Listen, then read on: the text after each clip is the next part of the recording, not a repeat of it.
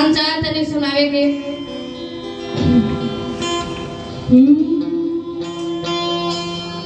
कि नशा न करना मान लो कहना अरे प्यारे भाई बहना होगी बड़ी खराबी अरे नशा न करना मान लो कहना प्यारे भाई बहना होगी बड़ी खराबी होगी बड़ी खराबी नशा न करना नशा जहर है जीत जी मर जाना होगी बड़ी खराबी होगी बड़ी खराबी है होगी बड़ी खराबी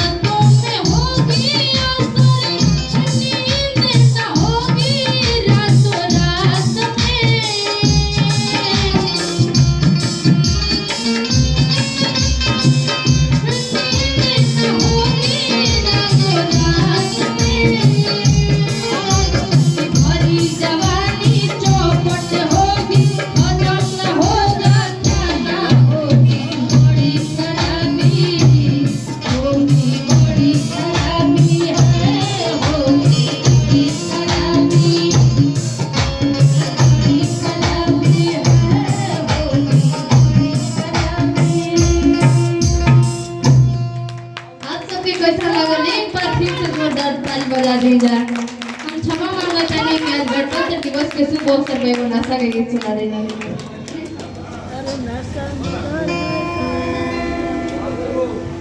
और एगो गा दीजिए, और एगो गा दीजिए, गा दीजिए। एगो दिनेश भैया गोवा दे हो। का पुकारा नहीं सब भारत देश में